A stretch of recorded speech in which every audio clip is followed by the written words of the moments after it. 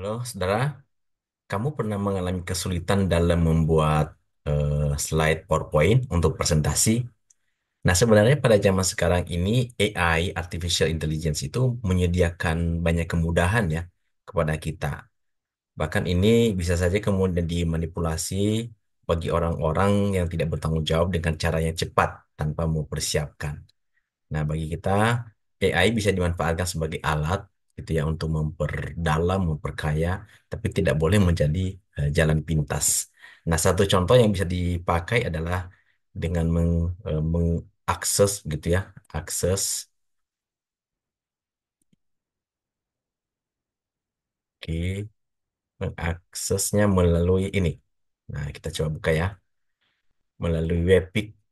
Nah, ini Webpick AI. Jadi, ini Webpick AI. Ini salah satu yang bisa dipakai. Nah, dari sini kita klik saja. Nah, kamu bisa saja kemudian ini ya, login ya, login ke sini. Nah, saya sudah login. Nah, kalau sudah login, kemudian klik ini New Project, New Project. Nah, misalnya kita pilih ya dari sini mau pilih model apa. Nah, kalau saya akan pilih General Presentation karena ini untuk PowerPoint ya, General Presentation. Oke, General Presentation sudah. Nah, oke dia langsung arahin ke sini. Lalu kemudian klik yang di bawah sini. Klik tools, tools. Lalu ini AI presentation. Ini ya, AI presentation. Klik ini. Nah, lalu kemudian try it. Oke. Baru topiknya. Ini ada topik ya, topik. Nah, mau tulis apa misalnya topik misalnya. Misalnya implementasi taksonomi Bloom. Nah, misalnya terhadap pembelajaran siswa, katakanlah siswa SMA, gitu ya, siswa SMA. Udah, ini ya, ini topiknya implementasi taksonomi Bloom terhadap eh, pembelajaran siswa SMA. Nah, ini dibiarkan saja. Nah, ini kita mau berapa page, berapa halaman. Kalau misalnya kita mau sekitar 14 ya, 14 bisa. Lalu kemudian bahasanya ini auto karena dia udah topiknya ini pasti nanti dia deteksi dalam bahasa bahasa Indonesia. Tapi kalau misalnya kita mau juga bahasa Inggris ini nanti auto bahasa Inggris juga ditampilkan. Lalu kita pilih stylenya mana, mau model yang mana nanti tampilannya. Ini ada beberapa. Saya pilih yang ini. Ini udah ya, saya pilih yang ini ya. Modelnya nanti ini tampilannya.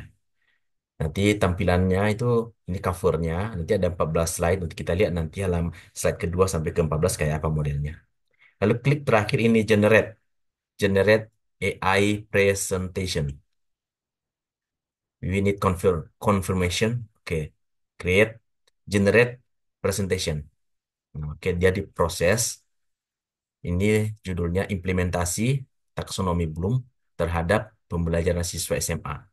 Nah, ini prosesnya.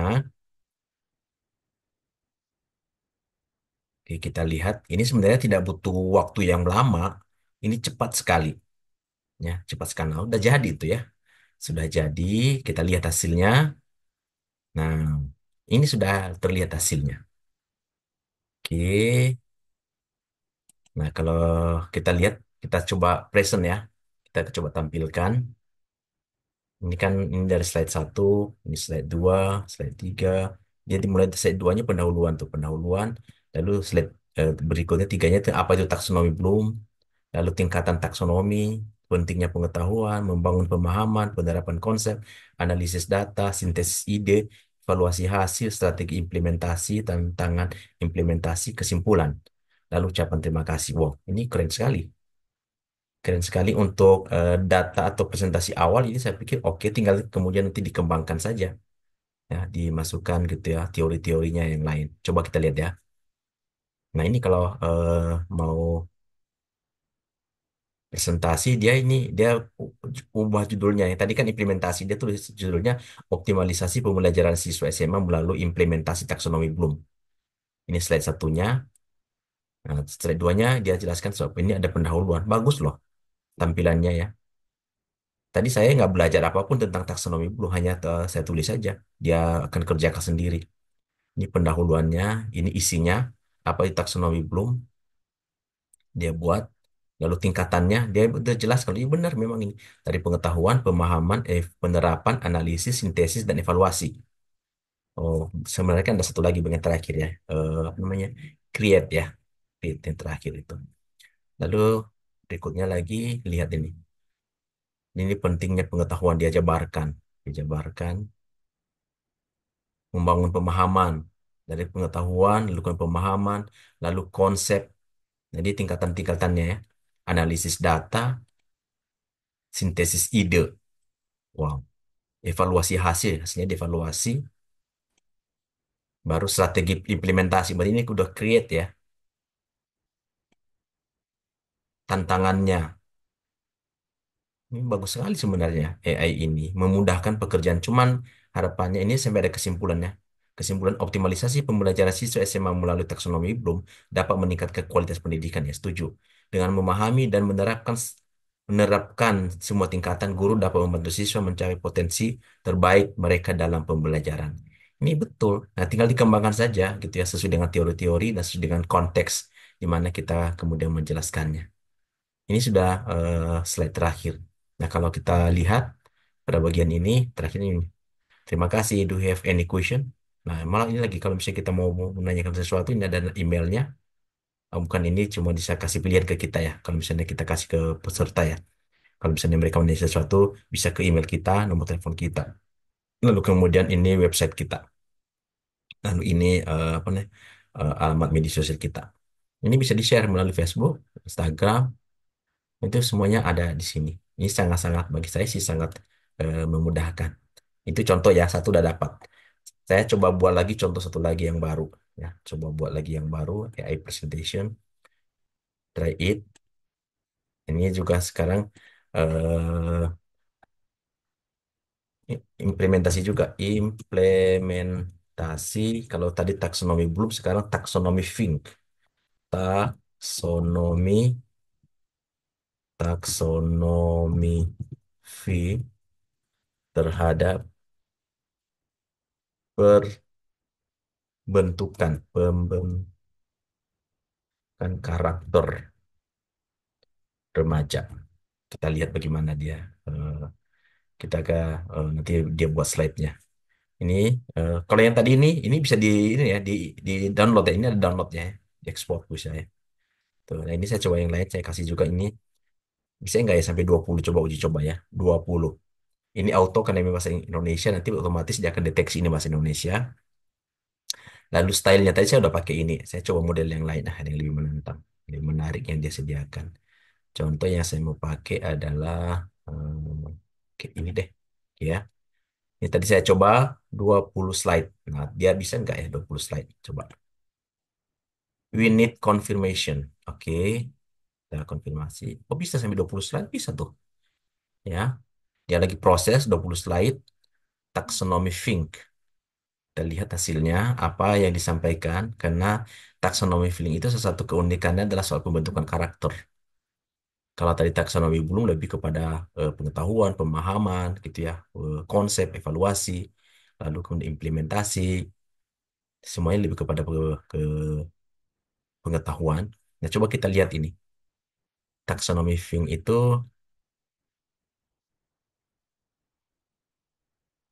oke, hasilnya seperti apa? Kita tunggu. Nah, ini udah muncul dia ya. Taksonomi Fink. Oke, wih keren loh. Tampilannya keren. Kayak di awal udah dikasih judul. Nah, judulnya adalah implementasi taksonomi fit dalam pembelajaran karakter siswa atau karakter remaja. Nah, ini tambahkan nih strategi dan pendekatan efektif. Kita lihat slide duanya pendahuluan. Nah, ini nanti tentu kalau misalnya kita ini kita bisa ini edit ya, kita sesuaikan. Sepertinya sih bisa ya. Ini bisa diselesai, bisa dieditkan. Lalu kemudian bisa diperbesar. Kan? Nah, jadi kan menarik tuh. Jadi hurufnya bisa diperbesar. Jadi besar kan? Nah, lalu apa itu taksonomi Fink? Kalau misalnya kurang besar, ini bisa diperbesar lagi fontnya. Oke, saya coba perbesar ya supaya nanti lihatnya pasti lebih menarik. Paling tidak dalam materi dasarnya ini bisa dibuat oleh AI ini, materi awalnya. Nah, dengan materi awal ini sangat menolong sebenarnya, secara khusus para mahasiswa dalam membuat presentasi ya. Tapi sekali lagi ini tidak boleh menjadi jalan pintas ya. Lalu kemudian tidak lagi mau membaca, nggak mau lagi ini ya.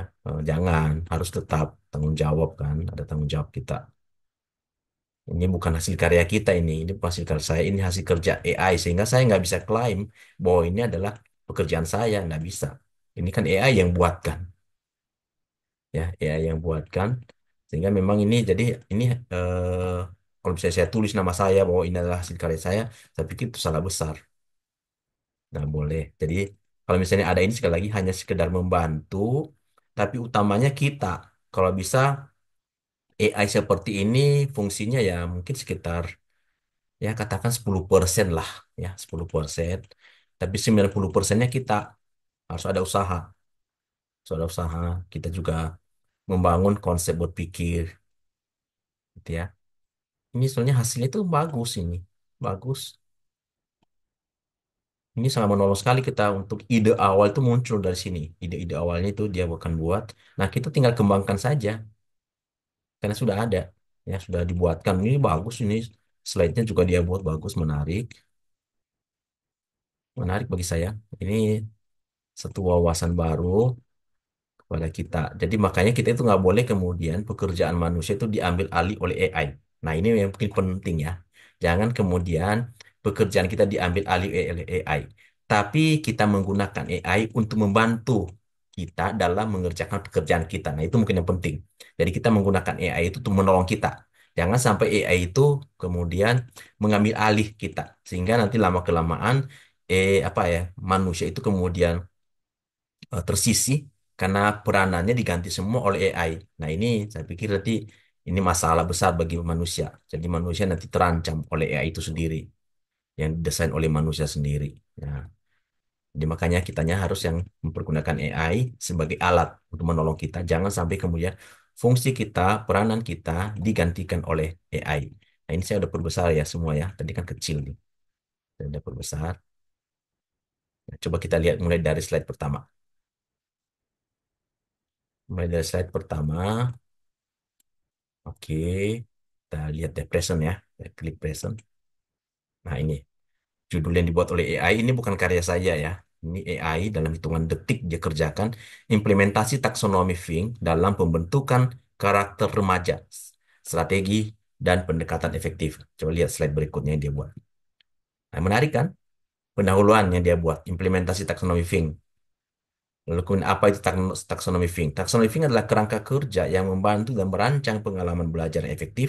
Ini mencakup aspek kognitif, afektif, dan psikomotorik. Nah, ini bagus nih.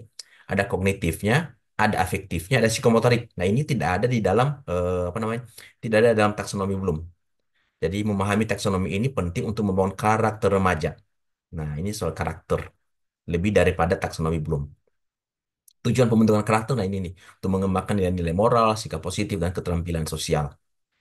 Lalu strategi pembelajaran aktifnya, dia jelaskan. Pembelajaran aktif adalah kunci dan dalam implementasi taksonomi Fink. Dengan melibatkan remaja dalam proses belajar, mereka dapat lebih mudah menerapkan konsep nilai-nilai yang diajarkan. Keren loh apa yang dia sampaikan ini. Tinggal kita pengembangan aja. Pendekatan kolaboratif. Nah, pendekatan kolaboratif mendorong remaja untuk bekerja sama dalam kelompok. Ini dapat meningkatkan kemampuan komunikasi dan empati serta membangun rasa tanggung jawab terhadap sesama. Wow. Keren banget sih kalau menurut saya. Lalu ini ada peran guru dan dalam implementasi. Guru memiliki peran dalam mengarahkan dan memfasilitasi pembelajaran. Mereka harus mampu menciptakan lingkungan yang mendukung keterlibatan siswa dan mendorong eksplorasi. Wow, ini keren, keren, keren, keren abis, keren abis. Lalu kemudian mengintegrasikan, ini kan mengintegrasikan nilai-nilai. Mengintegrasikan nilai-nilai karakter kurikulum sangat penting. Wah, ini bagus loh. Ini jadi kita udah dibuka wawasan kita, wawasan awalnya, ide awalnya udah ada, tinggal kita kembangkan saja. Ini kemudian evaluasi pembelajaran. Lalu ini ada peran orang tua. Nah, ini ada peran guru, ada peran orang tua juga dalam dia ini ya, membentuk karakternya. Orang tua juga berperan penting dalam pembentukan karakter remaja. Mereka harus mendukung dan terlibat dalam proses belajar anak serta memberikan contoh yang baik. Wah, keren abis nih. Lalu lingkungan belajar yang positif. Lingkungan belajar positif dapat meningkatkan motivasi dan juga keterlibatan siswa. Hal ini mencakup ruang fisik yang nyaman. Tuh ini. Wow. Lalu kegiatan ekstrakurikuler berperan besar dalam membangun karakter, membangun kepercayaan diri, pentingnya refleksi, lalu keterlibatan dalam komunitas. Betul. Ini adalah bagian untuk membangun karakter. Lalu tantangan dalam implementasi. Nah, terdapat beberapa tantangan dalam implementasi taksonomi Fink, seperti kurangnya sumber daya dan dukungan. Penting untuk mengidentifikasi tantangan ini dan mencari solusi yang tepat. Keren loh, keren abis. Contoh kasus sukses, beberapa sekolah telah berhasil mengimplementasikan taksonomi Fink dengan hasil yang positif. Mereka menunjukkan bahwa pendekatan yang tepat dapat menghasilkan perubahan yang signifikan. Wah, keren-keren abis, keren abis. Lalu kesimpulan, implementasi taksonomi Fink dalam pembentukan karakter remaja memerlukan strategi dan pengembangan efektif dengan kolaborasi antar guru, antara guru, orang tua, dan komunitas. Kita dapat menciptakan generasi yang berkarakter kuat. Keren banget kesimpulannya. Dia menekankan soal kolaborasi. Kolaborasi antara guru, orang tua, dan komunitas. Wow, keren-keren. Lalu terakhir, ya ada ucapan terima kasih.